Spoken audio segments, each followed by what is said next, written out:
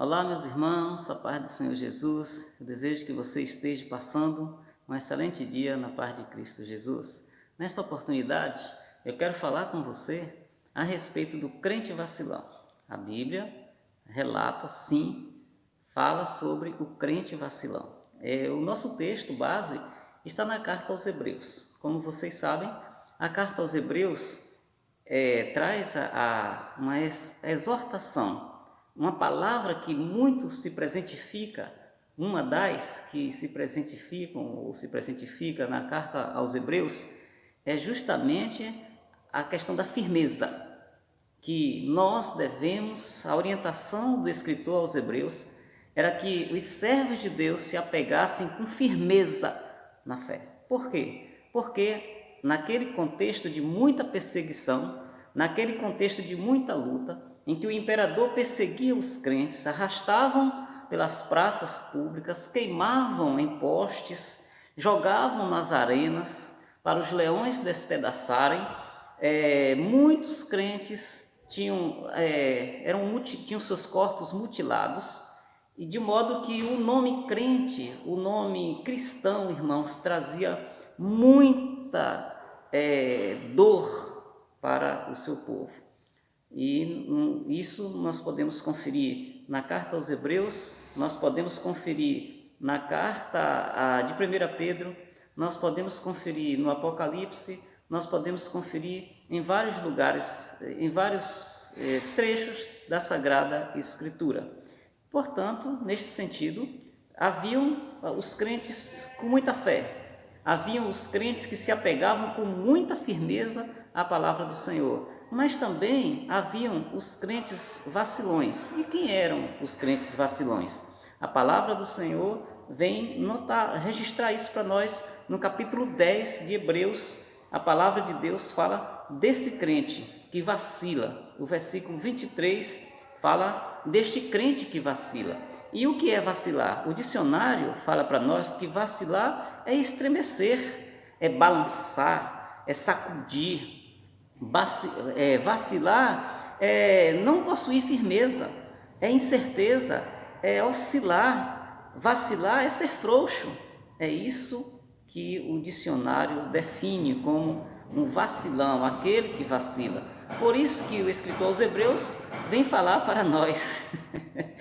Irmãos, eu fugi de casa para poder não ter barulho, mas perdoe aí o barulho no fundo ali, do carpinteiro ali.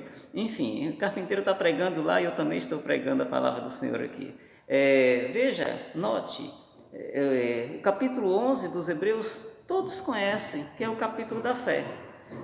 No entanto, para falar do capítulo da fé, ele usou como alicerce, como base, o capítulo de número 10. E o capítulo de número 10 vem falar dessa fé, a fé do caminho de Jesus. E o capítulo 10 aqui registra para nós, a partir do versículo 19, que foi justamente Jesus Cristo de Nazaré quem abriu esse caminho. Ele abriu esse novo e vivo caminho. Por isso ele diz no capítulo 10, versículo 19 de Hebreus: portanto, tendo coragem para entrar no lugar santíssimo por meio do sangue de Jesus. Foi o sangue de Jesus que abriu o caminho da fé.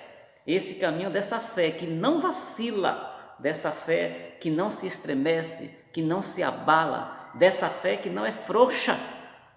Está escrito aqui, irmãos, foi através de Jesus. E aqui fala que Jesus tendo um grande sacerdote sobre a casa de Deus. Sacerdote é aquele que vai lá, no Antigo Testamento, pegava a oferta em favor do pecado e oferecia a Deus.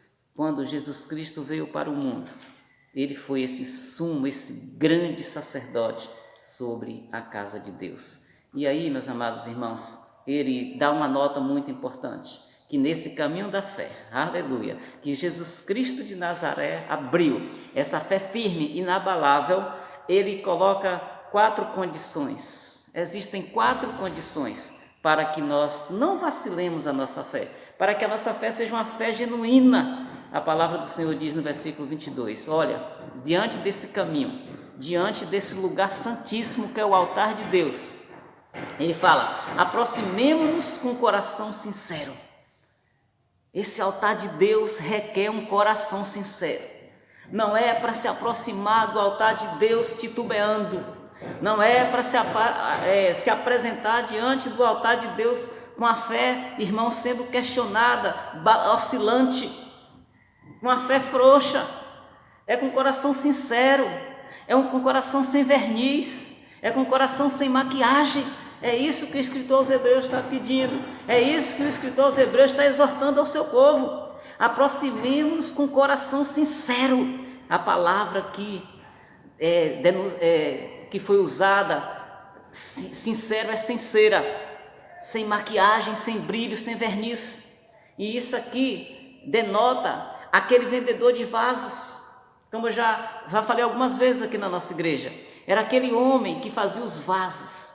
E a pessoa que trabalhava na casa real, o serviçal do rei, o mestre da casa, o domus da casa, ele então ia à feira comprar os vasos para ornamentar o palácio real.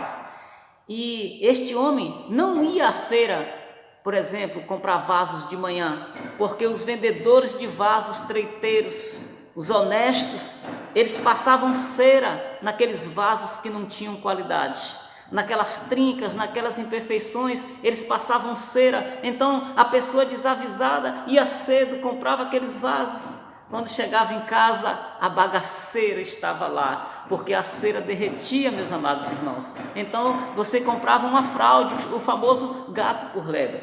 No entanto, o dono da casa, o mestre da casa grande, do palácio, ele sabia disso, e ele ia comprar então os vasos só meio-dia, na plena luz do sol.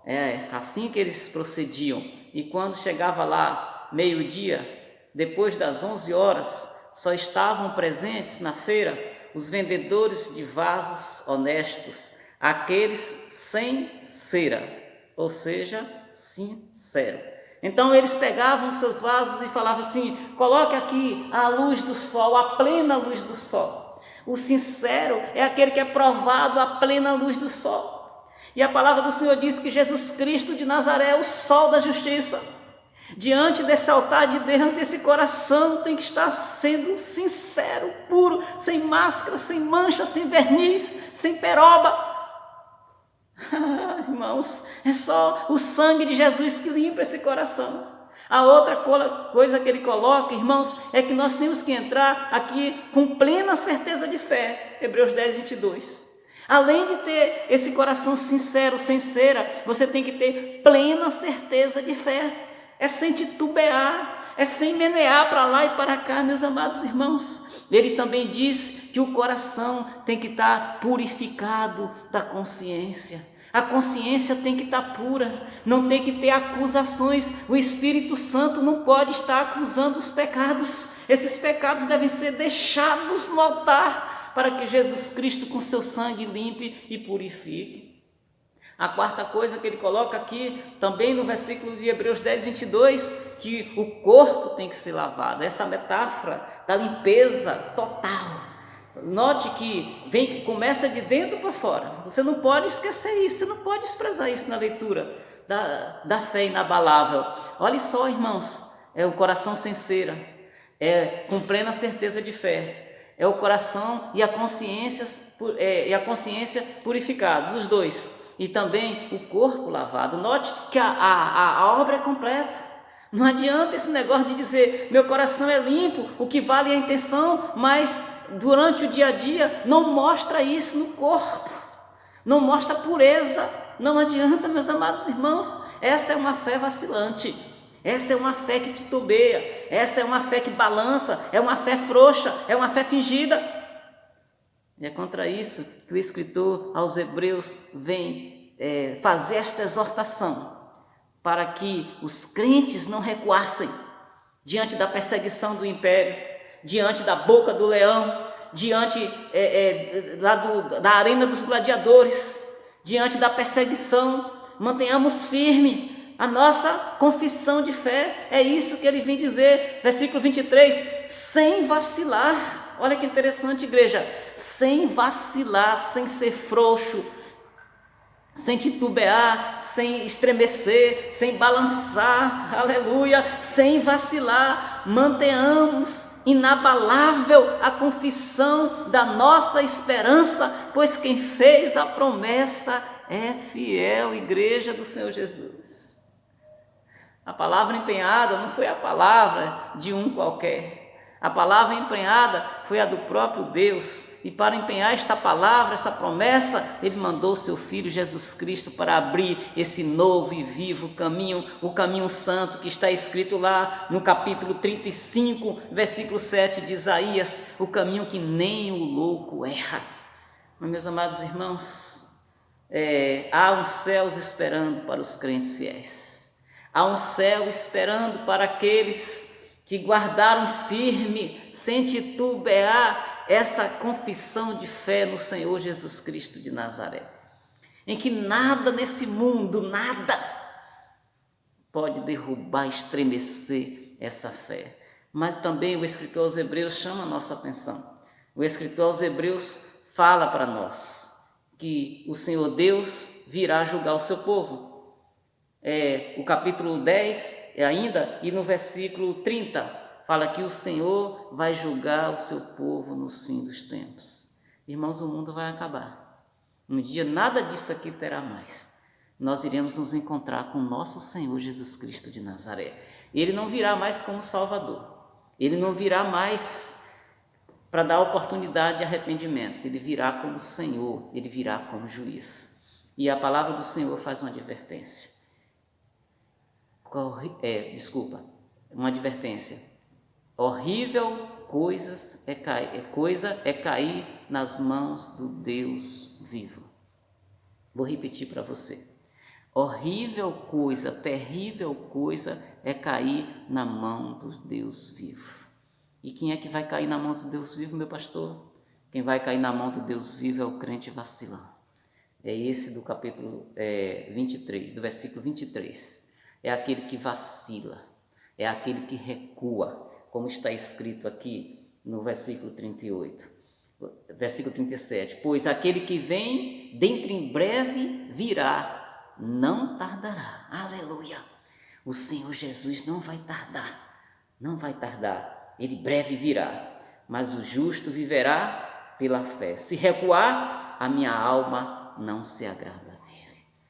Meus amados irmãos, nesse tempo de pandemia, nesse tempo de tantas vozes, de tanta correria, de tanta agitação, eu quero falar e perguntar para você primeiro.